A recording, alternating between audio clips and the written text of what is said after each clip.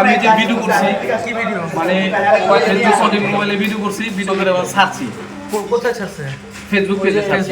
ফেসবুকে ভিডিও ছাড়ার কারণে আছে। ভিডিও কেমন ছিল? ভিডিওটা আমি করছি ঠিকই, কিন্তু আমি আসলে সত্যি কথা ওটা আমি করছি, ভিডিও করছি যে লেখছি হলো মানে 2000 টাকাই পাওয়া যায়। আমি লেখছি সত্যি মিথ্যা করে লেখছি। কি পাওয়া যায়? 2000 টাকা। 2000 টাকা মেয়ে পাওয়া যায়। 2000 টাকা মেয়ে পাওয়া যায়। এটা বলছেন না? ক্যাপশনে লেখছি। আপনার পেজে রাখি। এটা হলো এফকে মিডিয়া। এফকে মিডিয়া। তো আপনি এই যে লেখছেন যে বিশ্ববিদ্যালয়ের মেয়ে পাওয়া যায় 2000 টাকা, এটা কেন লিখছেন?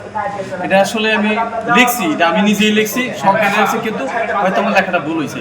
আমি এক বিন্দু মিথ্যা কথা বলে লিখছি আমি, কিন্তু আমি আসলে বুঝে সাথে মানে যে লিখছে কত বড় অপরাধ হবে।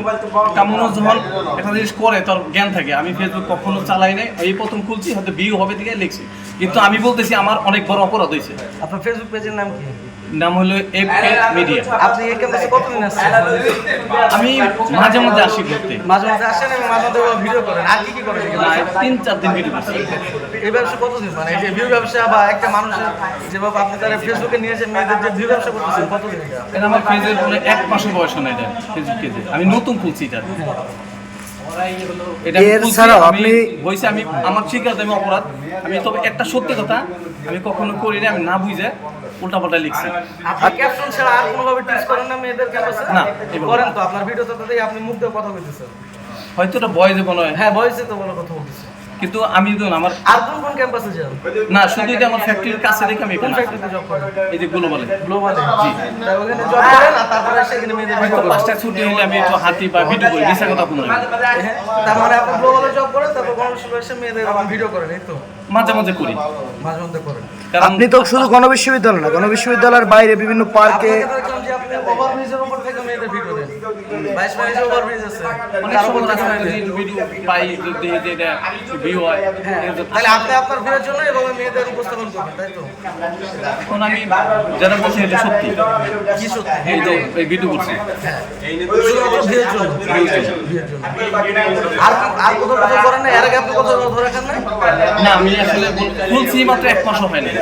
আমি ওই অফিসের লাস্টে যে কোনো একটু সময় পাই ভিডিও করি।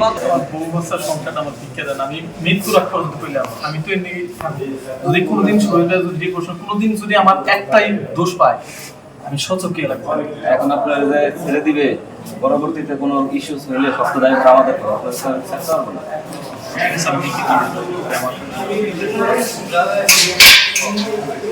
যে মানুষটা আমার সামনে আছে আমার এটা একটা বাজে কাজ হচ্ছে না, বলা বাজে না, এটা অনেক বড় অপরাধ করছি আসলে করছি আমার কাউকে, আমি এখন বুঝতেছি আমি আমার সমস্যাটা প্লিজ আমি জীবনে কোনো এরকম অপরাধ আর করব না। আমি একটা বছর বয়স হয়ে গেছে, এখনই জ্ঞান হয় না। স্যার শুধু একটা ভিডিও না, একটা ক্যাম্পাসের ভিডিও না, আমি বলি আপনি সমাজের জন্য হুমকি স্বরূপ।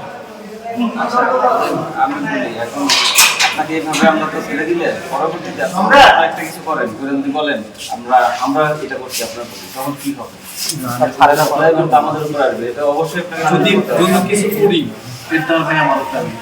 আর নেক্সট যদি কোনো বিন্দু মতো করি আমি এই পেজে ছিলাম আর এই বাসটি ঢুকব না। যদি বাসটি আমার গ্রামে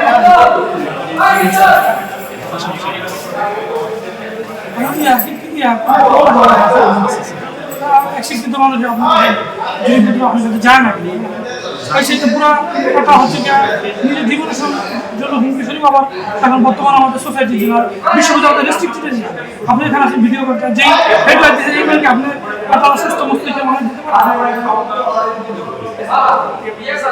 এখন আপনি বলতেছেন যে এটা জীবন হিসাবে যে কোনো কাজ করার আগে চিন্তা ভাবনা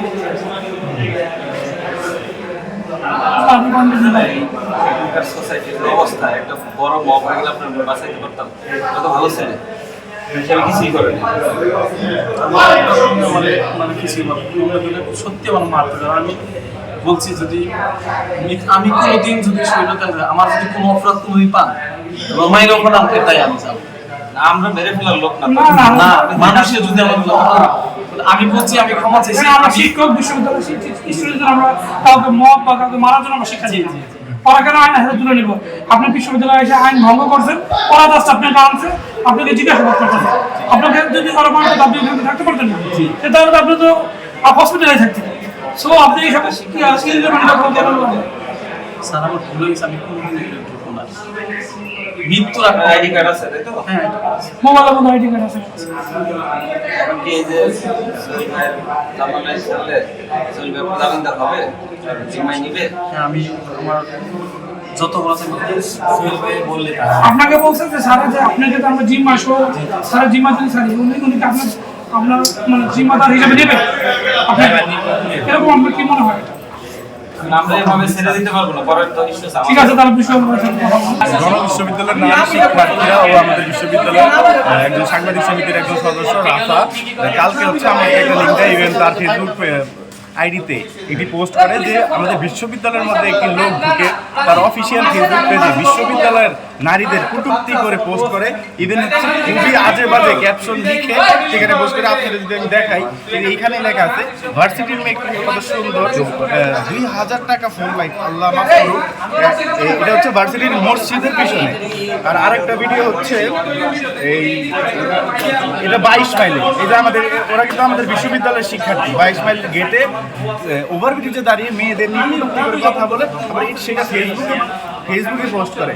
আর বিশ্ববিদ্যালয়ের মধ্যে ঢুকে মেয়েদের উত্তক্ত করে। আমরা এরা যখন জানতে পারি, আমাদের যত সোর্স আছে সবাইকে জানিয়ে আমরা আজকে বিশ্ববিদ্যালয়ে তাকে ধরে নিয়ে আসি, এখন এখানে জিজ্ঞাসাবাদ করছি। এবং আমরা এই সব লোকেদের কারণে বাংলাদেশের নারীরা নিরাপদ না, আমাদের বিশ্ববিদ্যালয়ের নারীরাও আসলে নিরাপত্তা হিসেবে ভুগছে এই ভিডিও দেখার পরে। আচ্ছা, আমরা আমাদের শিক্ষার্থীদের ফোন কলে আমরা আসি, এখানে এসে আমরা জানতে পারি যে ফিরোজ কবির নামক এই ব্যক্তি, তার হচ্ছে একটা আইডি আছে এফকে মিডিয়া। এখানে বিশ্ববিদ্যালয় অভ্যন্তরে সে প্রবেশ করে এখানে অনুমতিবিহীনভাবে ভিডিও করে। সেই ভিডিওগুলো সে নানান বাজে ক্যাপশন দিয়ে সে আপলোড করার পর আমাদের সাধারণ শিক্ষার্থীরা এটা দেখার পরে তাকে বিশ্ববিদ্যালয় অভ্যন্তরে নিয়ে আসে। এরপর আমরা খবর পেয়ে আমরা আসি, এসে আমরা তার যেগুলো দেখেছি তার মোবাইলে এগুলো সত্যতা পাওয়া যায়। এমত অবস্থায় তার ভিডিওটা অশ্লীল ছিল না, কিন্তু ক্যাপশনটা খুবই অশ্লীল ছিল, যেই কারণে পরবর্তীতে সে ক্ষমা চায় যে ভবিষ্যতে সে আর এই কাজ করবে না এবং ভবিষ্যতে সে বিশ্ববিদ্যালয় অভ্যন্তরে অনুমতিবিহীন প্রবেশও করবে না। এরপর আমরা তার পরিবারের লোকজনকে ডাকি, তার স্ত্রী আসেন। তার স্ত্রী এসে তার এই বিষয়গুলো সম্পর্কে তার স্ত্রী অবগত ছিল না, অবগত হয়ে তিনি তার জিম্মায় তাকে নিয়ে যান।